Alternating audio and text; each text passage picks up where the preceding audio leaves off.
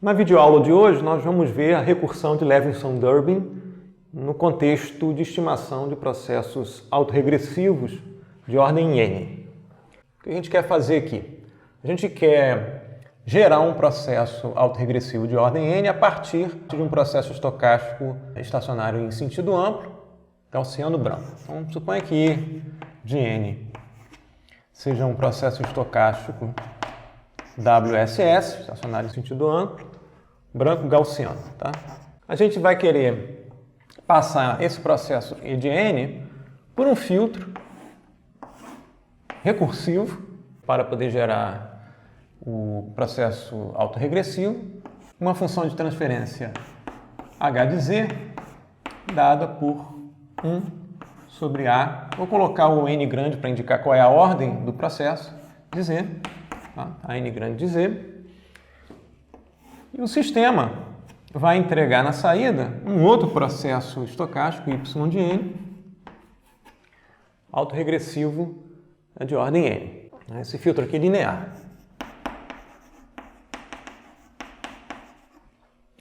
Então a gente pode escrever o Y de N da seguinte forma, seguindo o processo autorregressivo, um modelo só polos, vai ser igual a menos somatório de K de 1 até N grande, de A, K, complexo conjugado. Vamos considerar que os coeficientes AK do filtro são complexos, para ficar mais geral, Y de N menos K, mais a entrada do sistema, que é o processo estocástico E de N. Tá? Esse processo estocástico E de N tem densidade espectral de potência, PE de elevado a J ômega, igual à variância da distribuição gaussiana. Vamos supor que seja um sigma quadrado aqui, de E. Isso para qualquer ômega pertencente aos reais. Tá? Então tem uma densidade espectral de potência constante e que vai ser modificada pelo filtro para produzir a densidade espectral de potência associada ao processo Y. Tá?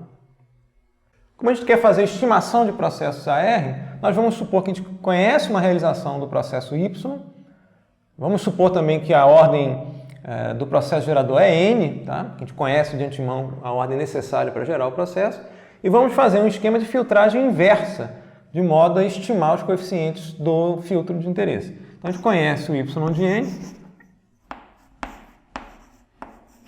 vai passar uma realização de Y de N pelo filtro inverso, a subíndice N grande de Z, que é inverso do filtro gerador, e na saída do filtro vai aparecer aqui um E de N, e se tudo for otimizado, vai gerar novamente ou erro de modelagem ou uma realização de um processo branco gaussiano. O que a gente quer de fato é encontrar esses coeficientes AK dessa função de transferência, ou do denominador dessa função de transferência.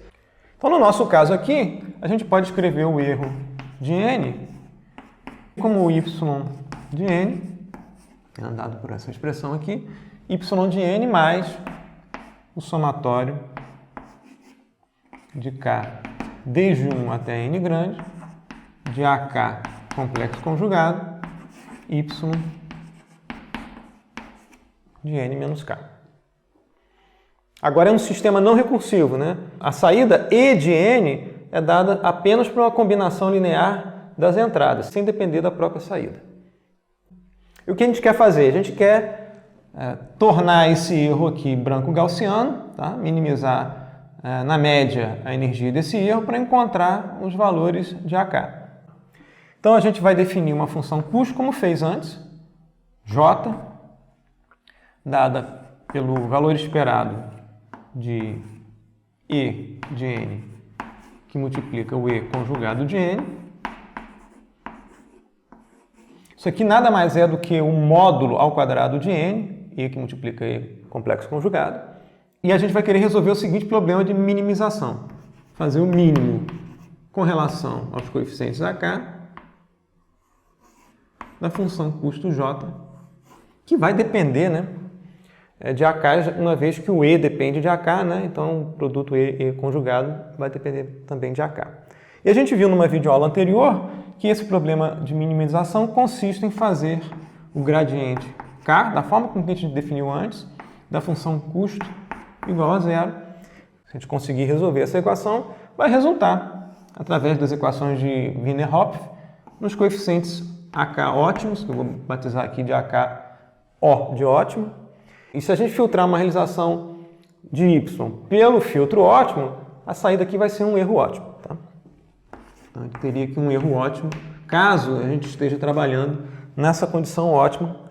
Agora a gente pode lançar mão do princípio da ortogonalidade que a gente viu em aulas anteriores. O princípio da ortogonalidade dizia o seguinte: desde que a gente esteja trabalhando na condição ótima, o erro ótimo vai ser ortogonal à entrada. Então, pelo PO, ou pelo princípio da ortogonalidade, a gente pode escrever que o valor esperado da entrada y n menos L, que multiplica o erro conjugado ótimo de n, é igual a zero. Note aqui que a gente está considerando o y como entrada e o e como saída. Tá? Cuidado com essa notação aqui. Então, esse aqui pelo princípio da ortogonalidade. E resolvendo essa equação, a gente vai encontrar o quê? Que o valor esperado de y de n menos L, que multiplica o erro conjugado ótimo. Quem é o erro conjugado ótimo? Esse aqui é o erro. O erro conjugado ótimo é a conjugação dessa expressão, que vai ser y conjugado de n, mais o somatório, vou ter que conjugar esse cara e conjugar esse cara, mais o somatório de k desde 1 até n, de AK, agora tem que ser ótimo, que a gente está em condição ótima, né? Conjuguei esse cara, y conjugado de n menos k.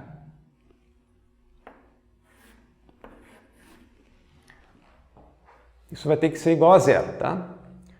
Agora eu vou fazer a distribuição aqui, por linearidade. Vai ser o valor esperado de y de n menos L, que multiplica o y complexo conjugado de n, mais, por linearidade desses operadores, valor esperado e somatório, eu posso passar o valor esperado aqui para dentro do somatório.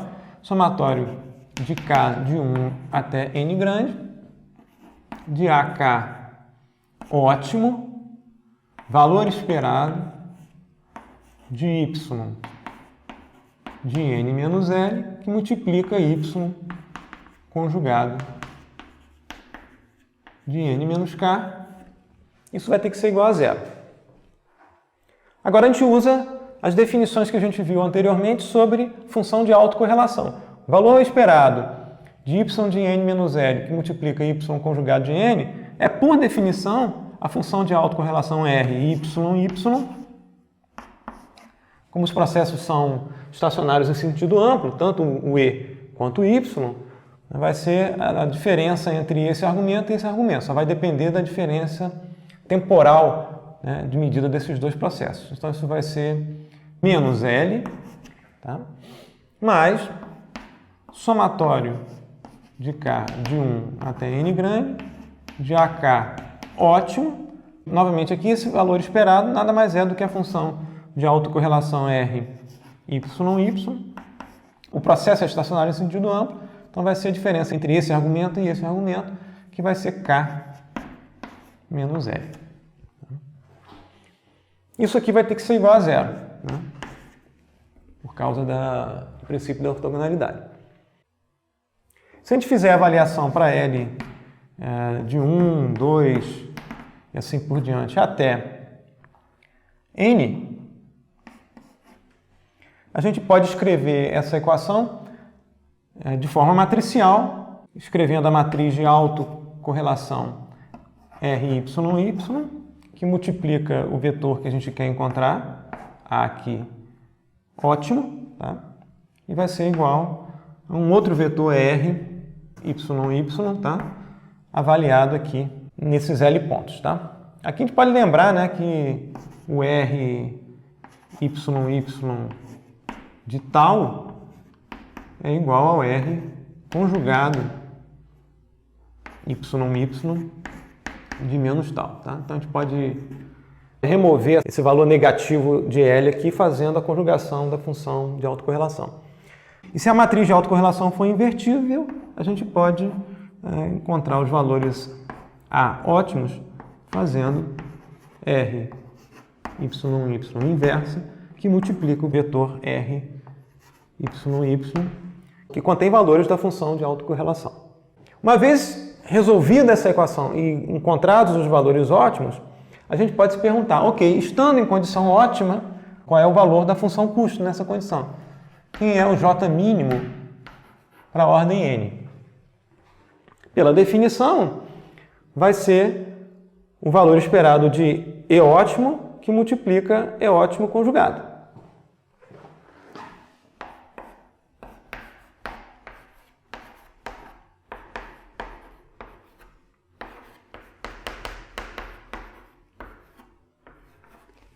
Lembrando que o E ótimo é obtido quando a gente pluga nessa equação aqui os AKs ótimos. Tá? E agora a gente resolve essa equação. Isso vai ser igual, é ótimo aqui, né? Isso vai ser igual a valor esperado do E ótimo, que vai ser Y de N, mais somatório de K de 1 até N grande, de AK ótimo complexo conjugado, que multiplica Y de N menos K, esse aqui é o E ótimo, tá? Vezes o E ótimo complexo conjugado de N. Ok? Desenvolvendo essa expressão, isso vai ser o valor esperado desse y de n por E ótimo, né? Distribuindo aqui por linearidade. Isso vai ser o valor esperado de y de n vezes E conjugado ótimo de n, mais pela linearidade dos operadores de valor esperado somatório, somatório de k de 1 até n grande, de AK ótimo, complexo conjugado, que multiplica o valor esperado de y de n menos k, que multiplica erro ótimo conjugado de n. Agora a gente vê o seguinte, esse termo aqui é igual a zero pelo princípio da ortogonalidade. Então, todo esse somatório aqui vai para zero. Agora a gente desenvolve essa expressão, que vai ser valor esperado de y de n, que multiplica agora o erro ótimo conjugado, que vai ser y conjugado de n mais o somatório de k desde 1 até n grande, de AK ótimo, y conjugado de n menos k.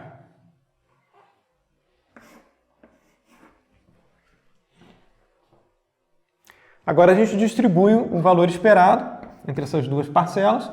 Aí vai ser o valor esperado de y de n, que multiplica y conjugado de n, mais pela linearidade entre os operadores valor esperado e somatório.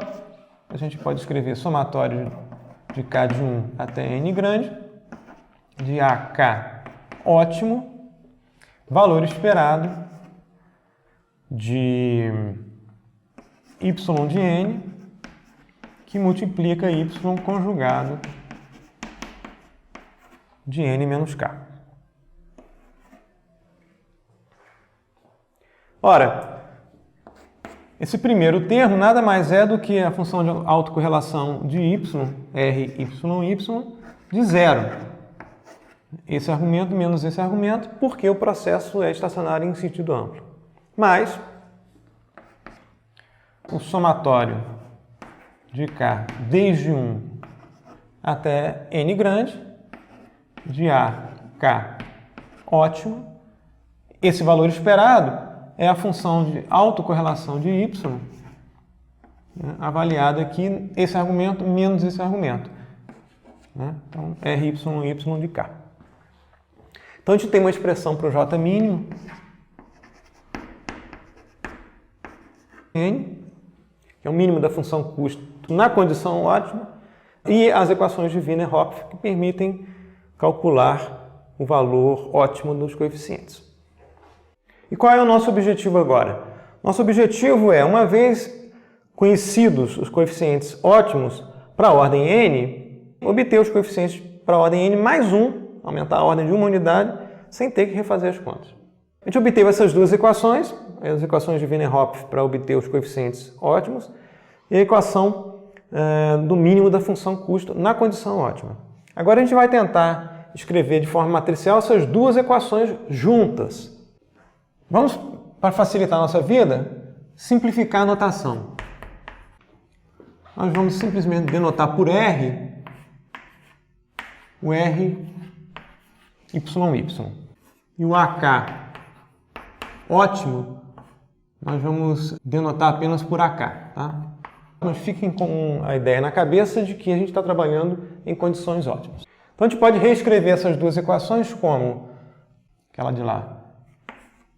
Uma vez R de 0 mais somatório de K de 1 até N de AK R de K vai ser igual a J mínimo para a ordem N.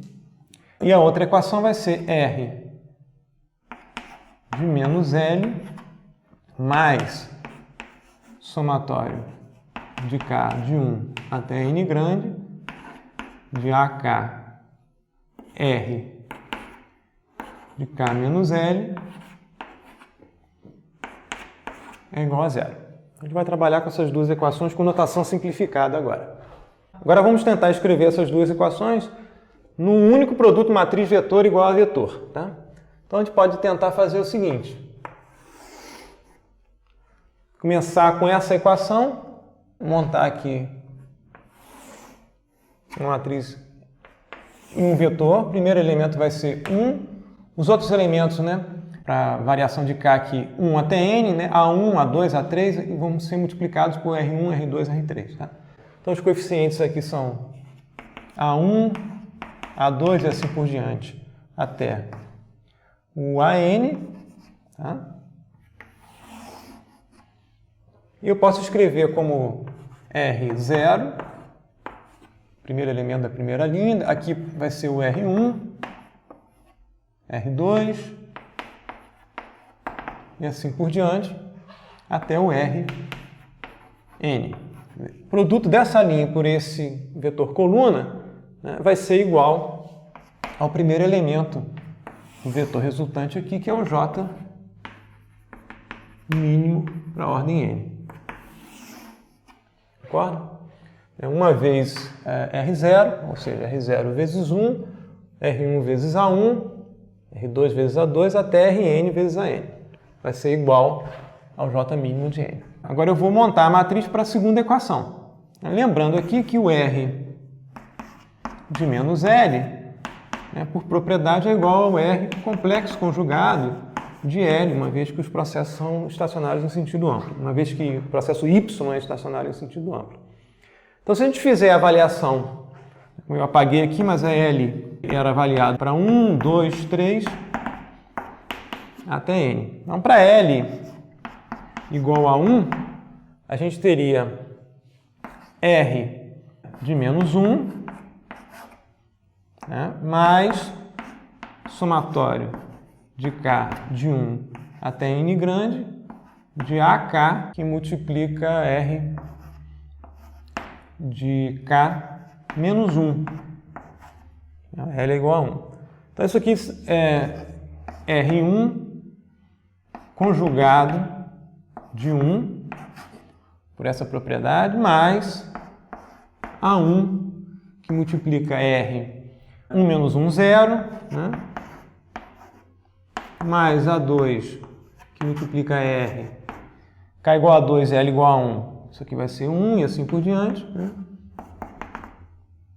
Mais até o AN, né? R, quando o K for igual a N, vai ser N menos 1, né? Então a gente pode escrever a segunda linha da matriz aqui, que vai ser o R complexo conjugado de 1, tá? R0, e continua dessa forma até o R de N menos 1. Se a gente continuar resolvendo da mesma forma que a gente fez antes, a gente vai encontrar que os elementos da diagonal serão todos R de 0. Continuando esse processo aqui, a gente vai ter R de N menos 2, e assim por diante. Aqui vai ser o R de 1. Mesma coisa, continuando o padrão aqui, vai ser o R complexo conjugado de 2, assim por diante, até o R complexo conjugado de N. E, né, da segunda linha para baixo, né, produto de segunda linha por essa coluna, terceira linha por essa coluna, vão ser iguais a 0. Tá? Então, o vetor aqui resultante é 0, 0 e assim por diante até 0. Então, a gente conseguiu escrever essas duas equações de uma forma matricial. Matriz que multiplica vetor igual a vetor. Vamos adotar notações para esses vetores para facilitar a nossa vida. Vamos chamar essa matriz de R, N, para indicar aqui que é uma matriz de autocorrelação para um processo de ordem N. Esse vetor aqui, nós vamos chamar de vetor A de ordem N. E esse vetor aqui nós vamos chamar de J mínimo N, que multiplica o vetor unitário U. Tá? O vetor unitário U nada mais é do que um vetor cujo primeiro elemento é unitário, os demais elementos são nulos. Tá? Esse vetor aqui, no caso, vai ter dimensão N mais 1 por 1. Porque a gente tem esse vetor aqui com dimensão N mais 1, né? N elementos aqui mais o primeiro elemento unitário. Então tem RA é igual a Jmin que multiplica U. O que a gente quer agora é encontrar, né, o vetor AN para a ordem N mais 1 sem ter que refazer essas contas todas. Então o que eu tenho e o que eu quero? Eu tenho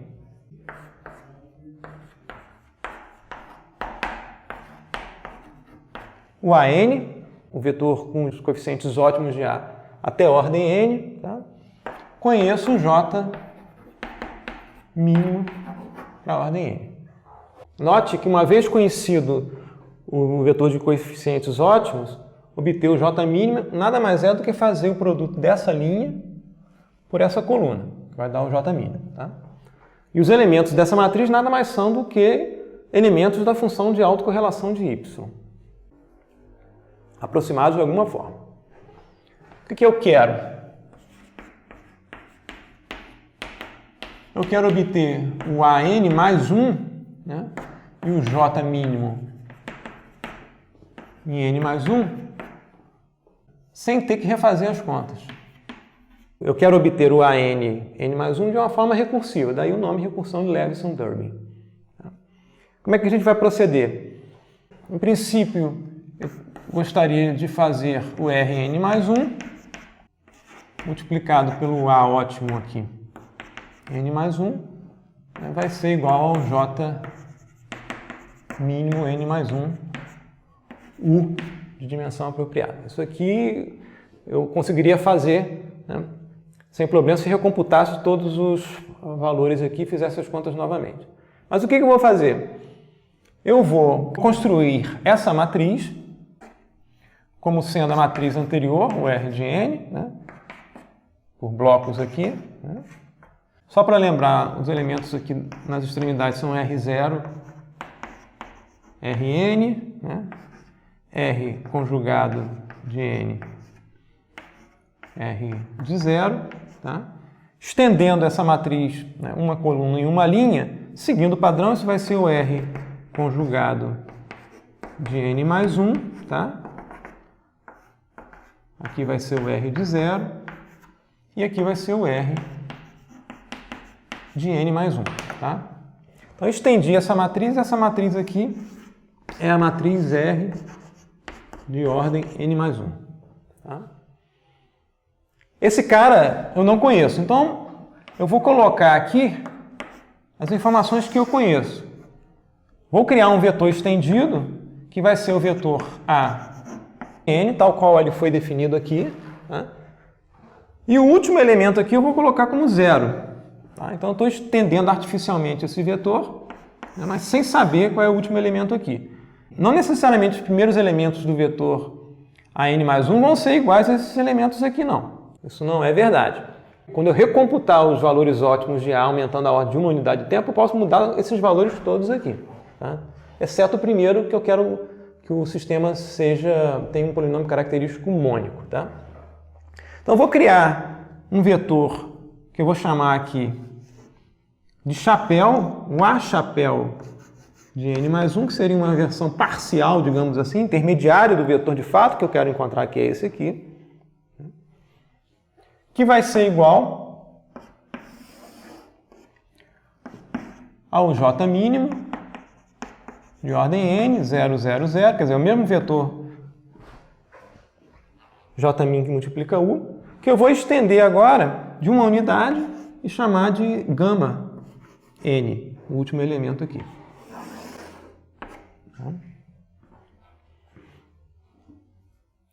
E a ideia agora é tentar um processo recursivo em que eu zere esse elemento aqui e obtenha um novo vetor A atualizado. De forma que a gente tenha, no final das contas, ao forçar esse cara igual a 0, né, eu atualize o vetor e atualize também o J mínimo para n mais 1. E eu vou chamar esse vetor aqui de V, que é um vetor com um elemento extra aqui não nulo que a gente vai querer zerar para poder encontrar os novos coeficientes em ordem n mais 1.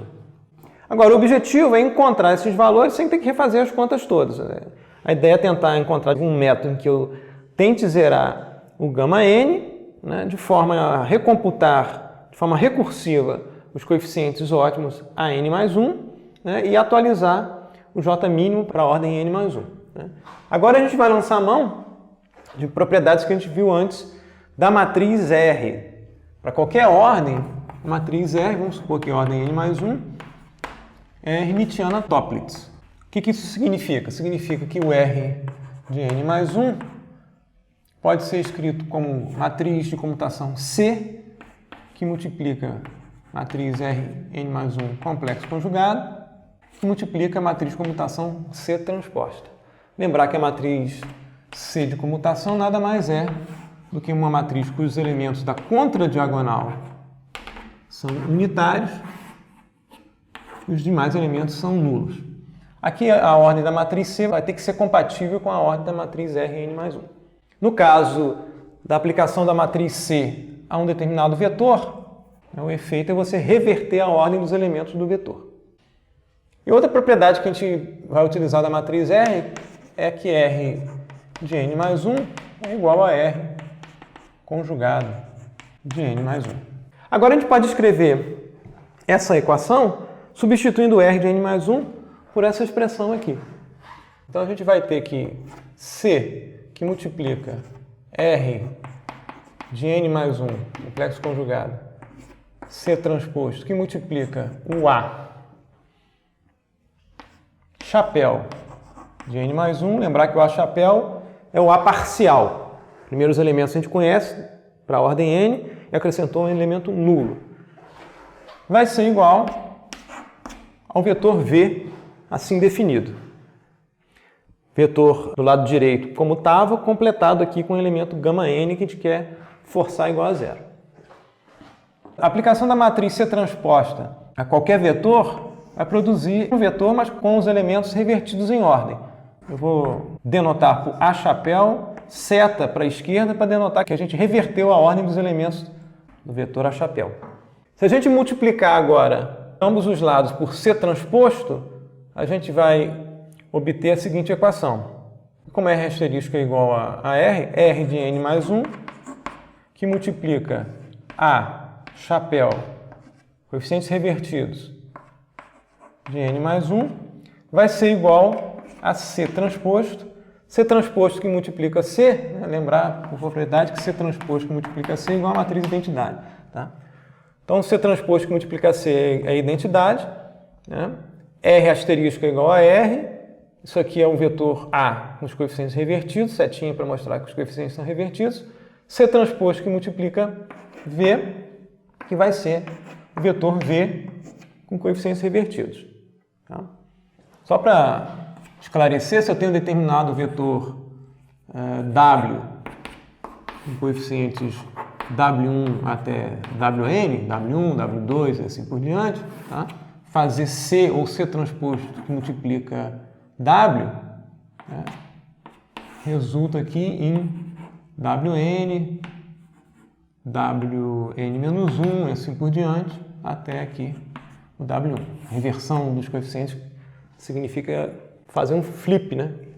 O D, flip up-down, nos coeficientes do vetor, tá ok? Então a gente tem essa equação, que a gente pode escrever de forma menos poluída aqui como R de n mais 1, A chapéu de n mais 1 é igual ao V, coeficientes revertidos. Esse aqui também com coeficientes revertidos, tá? Então a gente tem duas equações, essa equação e a equação original.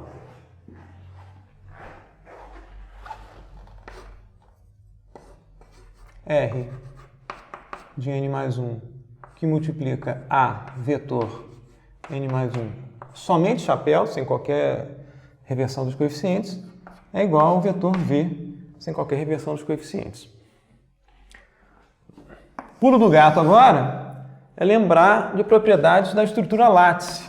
A gente viu a equação de aumento de ordem, pensando em função de transferência, podem estar associadas a sequências que armazenam os valores desses coeficientes aqui. Lembrando aqui dos polinômios PI que a gente viu na estrutura látice, agora os nossos P serão os ADZs, né? A gente viu que a fórmula para aumento de ordem, se a gente tiver em ordem n e quiser para a ordem n mais 1, o AN mais 1 de Z pode ser escrito como AN de Z mais um coeficiente K, n mais 1, Z elevado a menos n mais 1, que multiplica a n avaliada em Z inverso. Isso foi a fórmula de aumento de ordem que a gente viu para a estrutura látice, tanto para o caso FR quanto para o caso IR. O que a gente vai fazer agora é associar sequências que contêm esses coeficientes a essas transformadas Z's.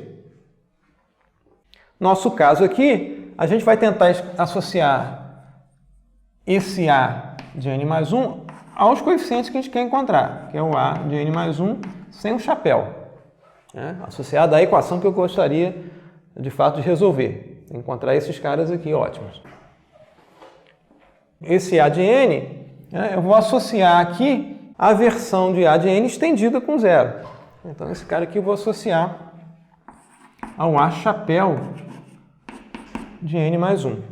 E esse cara aqui, se esse cara aqui é o A chapéu de n mais 1, esse cara aqui nada mais é do que o A chapéu de n mais 1 revertido no tempo. Pensem em termos de sequência, né? Vamos fazer de forma gráfica para ficar claro. Uma sequência temporal, n igual a 0. Né? Esses coeficientes serão 1, né? O primeiro coeficiente aqui eu apaguei, mas é 1, depois vem a 1 até a n, né? Em n aqui eu vou ter o AN. Estou acrescentando um zero no elemento n mais 1. Em n mais 1, o elemento aqui é nulo. Para n igual a 1, o elemento aqui é a 1.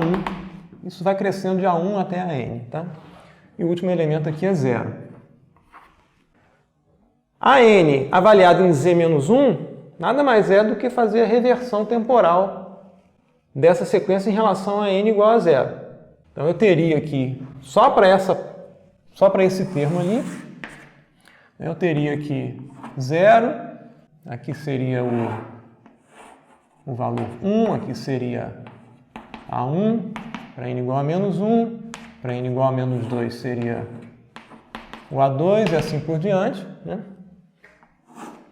Até aqui, menos n, eu teria o valor a n, e depois teria um zero aqui, ficou fora de escala, para menos n mais 1.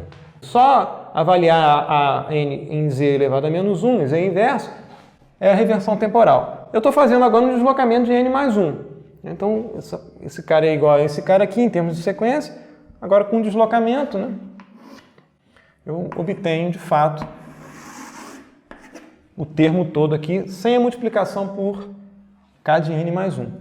Vou deslocar todo mundo, né, de n mais 1 unidades. Então, esse cara vem parar aqui, né, em n mais 1, vai ser igual a 1, em n, esse cara vai valer A1 e assim por diante, né? Esse ponto aqui é A2, tá? E o ponto em n igual a 0 vai valer 0, né? E esse cara aqui em 1 vai valer AN, tá? Então essa sequência aqui vai estar associada a esse termo todo aqui, que é o AN avaliado em z inverso, deslocado de n mais 1 unidade para a direita, tá? Atrasado de n mais 1 unidade. E eu vou multiplicar depois todo mundo aqui, né? Todas essas amostras aqui serão multiplicadas por k n mais 1. Então, eu vou escrever agora a equação que me interessa, né? Que é essa aqui, usando essa relação da estrutura látice. Então, eu vou escrever agora R de n mais 1, que multiplica agora o A n mais 1, que é esse cara aqui, que eu vou escrever como A n mais 1 chapéu mais K n mais 1, que multiplica o A chapéu com os coeficientes revertidos, n mais 1, vai ser igual ao J min agora em n mais 1, que multiplica o vetor unitário U. Essa equação aqui. Então, a gente pode escrever que o J min de n mais 1, que multiplica o vetor U, esse lado direito da equação, vai ser produto Rn mais 1 vezes A chapéu em n mais 1, que é igual a V mais, por linearidade, Kn mais 1, que multiplica R vezes A chapéu revertido em n mais 1, que é igual a V revertido.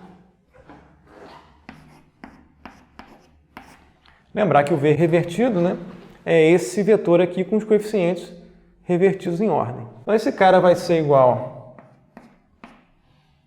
ao J min para a ordem n, 0, 0, último elemento aqui, gama n,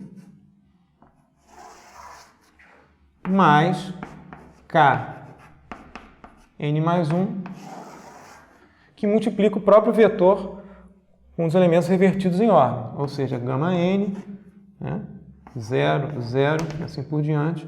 O final aqui é J min para a ordem n. Ok? E eu quero, né, que essa soma ponderada seja igual ao J min em n mais 1. Esse vetor aqui, eu quero que seja, vou escrever ele aqui, tá? Eu quero que seja um vetor J min em n mais 1 e os demais elementos todos nulos, tá? Eu vou forçar esse cara a ser igual àquele vetor lá. Forçar que o último elemento seja 0 vai me implicar forçar que gama n mais k n mais 1 que multiplica j min n seja igual a zero. Isso vai implicar o quê? Que o k n mais 1 vai ter que ser igual a menos gama n dividido por j min n. Tá? Conheço esses dois valores? Conheço. O gama n nada mais é do que a multiplicação da primeira linha da matriz Rn mais 1, né, por esse vetor A chapéu de n mais 1. Lembrar que esse vetor A chapéu de n mais 1 nada mais é do que o AN, que a gente conhece, com um zero extra acrescentado no último elemento. E o J mínimo a gente tem como dado do problema. Então a gente consegue calcular o K de n mais 1. E a gente consegue também obter o J min em n mais 1, né, através da primeira linha aqui. Uma vez calculado o K n mais 1, né, a gente obtém que o J min atualizado para a ordem n mais 1 vai ser igual a J min de ordem n, quer dizer, ao J min anterior, mais o Kn mais 1, que a gente acabou de calcular, que multiplica o gama n. A gente pode deixar essa equação como está, ou então escrever de uma forma mais elegante para não ficar precisando do gama n aqui, para atualizar o J min. Quem vai ser o gama n? Gama n vai ser Kn mais 1 que multiplica J min negativado, né? Então isso vai ser J min n mais K em n mais 1. Esse cara aqui vai ser menos K em n mais 1, que multiplica o J min em n. A gente pode escrever isso como J min n colocado em evidência, 1 menos K n mais 1 ao quadrado. Isso nos dá um algoritmo, que é a chamada recursão de Leveson-Durbin, para obter os coeficientes A na ordem n mais 1 a partir do conhecimento de A na ordem n e do J min na ordem n. Então, para resumir a recursão de Leveson-Durbin, a gente vai começar com ordem 0, inicializar com J min 0, que vai ser o único elemento que a gente vai ter disponível, que é o R0, a variância do processo em zero, variância de y. Lembrar que o R aqui é o RYY. E vai começar com um A0, vetorzinho A0, igual a 1. Eu tenho interesse, né, através da fórmula de aumento de ordem, a continuar com os polinômios sendo mônicos. Então, vou começar com A0 igual a 1. E agora eu vou fazer a recursão para J aqui, que vai denotar a ordem de 0, 1 e assim por diante, até a ordem n que eu quiser. Eu vou fazer o seguinte: vou calcular o gama j, e a gente viu como é que calcula o gama j. Conhecido o gama j e conhecido o j min em 0, eu vou obter o k j n mais 1 por aquela expressão que vai ser menos gama j dividido por j min de j. Obtido k j mais 1, eu vou atualizar o vetor a j mais 1 agora através dessa relação em que eu estou escrevendo esse cara aqui como vetor de interesse, né? O an mais 1. O vetor an mais 1. O an mais 1 então vai ser o vetor a j chapéu, tá? Mais k j mais 1 do vetor a chapéu revertido. Lembrar que esse vetor chapéu nada mais é do que o vetor anterior com um zero extra, tá? A j aqui. Atualizado o vetor de parâmetros, né, eu finalmente atualizo aqui o erro mínimo, né, e o J mínimo.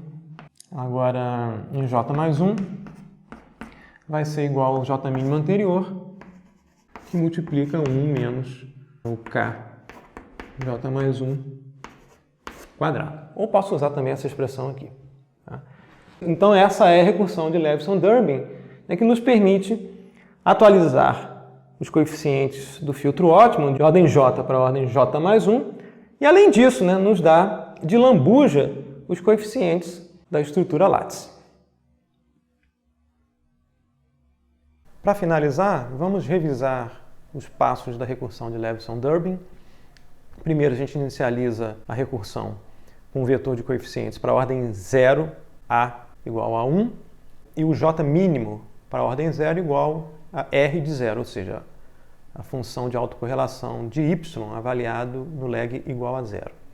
Depois a gente vai fazer para a ordem J de 0 até n o seguinte: a gente vai calcular o lambda j, ou seja, o lambda na ordem j, através dessa expressão, que depende de valores da função de autocorrelação de y até a ordem j mais 1. Alternativamente, a gente pode obter o lambda j fazendo a multiplicação da última linha da matriz Rj mais 1 pelo vetor atual em ordem j, AJ. Uma vez calculado o gama j, a gente calcula o K em ordem j mais 1 como a razão entre menos gama j por j mínimo na ordem j. Em seguida, a gente atualiza o vetor de parâmetros A da seguinte forma: o A na ordem j mais 1 vai ser a soma de dois vetores, o vetor AJ complementado com 0, transposto, mais o K, J mais 1 que a gente acabou de calcular, que multiplica esse mesmo vetor aqui com os coeficientes revertidos em ordem. Então será 0 no primeiro elemento e os coeficientes do vetor ótimo na ordem anterior com os coeficientes revertidos. Finalmente, a gente atualiza o J mínimo para a ordem J mais 1 como o J mínimo da ordem anterior, J, que multiplica esse fator 1 menos K ao quadrado em ordem J mais 1. E termina a recursão. Aqui fica mais claro em relação ao que eu escrevi no quadro, que você de fato tem um processo recursivo em que a atualização dos coeficientes para a ordem J mais 1 depende do vetor de coeficientes A para a ordem J, ou seja, para a ordem anterior. Uma propriedade importante para a função de transferência do sistema obtida através da recursão de Leveson-Dörbing é que H de Z, ou o sistema, vai ser sempre assintoticamente estável, desde que os coeficientes sejam obtidos pela recursão de Leveson-Dörbing. Nós vamos mostrar aqui uma prova simplificada que vai usar resultados que a gente viu em videoaulas anteriores. Como o J mínimo para a ordem J é definido pelo valor esperado de E ótimo por E ótimo complexo conjugado, necessariamente J mínimo para qualquer ordem vai ser maior ou igual a 0, por definição. Além disso, o J mínimo para a ordem J mais 1 é dado por J mínimo para a ordem anterior, J, que multiplica esse fator 1 menos K J mais 1 ao quadrado. Como esse J mínimo para a ordem J mais 1 tem que ser maior ou igual a 0, e esse termo aqui é maior ou igual a 0, esse termo aqui também tem que ser maior ou igual a 0. Então, 1 menos K ao quadrado tem que ser maior ou igual a 0, o que implica que K ao quadrado tem que ser menor ou igual a 1, e que implica que o módulo de K para a ordem J mais 1 tem que ser menor ou igual a 1. Entretanto, a gente viu em aulas anteriores que se a recursão passar em algum momento por K igual a 1, vai haver uma divisão por 0, que inviabiliza rodar a recursão. Entretanto, como a gente obteve o H de Z via recursão, ou seja, a recursão foi bem sucedida, a recursão nunca passou por K igual a 1. Então, o módulo de K vai ser necessariamente estritamente menor do que 1, o que implica, como a gente viu em aulas anteriores, que o sistema H de Z é assintoticamente estável. Também vai ser um sistema de fase mínima. Em outras palavras, todos os polos do sistema causal estarão no interior do círculo unitário. Em relação ao custo computacional, a literatura reporta que a ordem do número de multiplicações é n ao quadrado, onde n é a ordem do polinômio do denominador da função de transferência, ou a ordem do sistema que a gente quer estimar. Idem para o número de adições. O número de adições é da ordem de n ao quadrado. Essa ordem n ao quadrado é menor do que a ordem n ao cubo necessária para inverter a matriz de autocorrelação R para a ordem N usando eliminação de Gauss. Caso a gente queira calcular o A ótimo como R inverso que multiplica o vetor R, Y, Y. Então, fazer a estimação usando Leveson-Dubé é mais econômico do que fazer a estimação resolvendo as equações de Wiener-Hopf e invertendo a matriz R através de eliminação de Gauss. Entretanto, é importante lembrar que existe um custo para calcular os valores da função de autocorrelação de y. Se a gente tiver a sequência y de uma realização do processo com L amostras, o custo para calcular n mais 1 valores da função de autocorrelação necessários para fazer a recursão ou para montar a matriz R é de L que multiplica n mais 1, onde n é a ordem no sistema. Então, no caso de L ser muito maior do que a ordem n, o custo computacional para calcular os valores da autocorrelação vai dominar sobre o custo para calcular o vetor ótimo para a ordem n, tanto resolvendo as equações de Wiener-Hopf invertendo a matriz R, quanto via a recursão de Leveson-Dubé.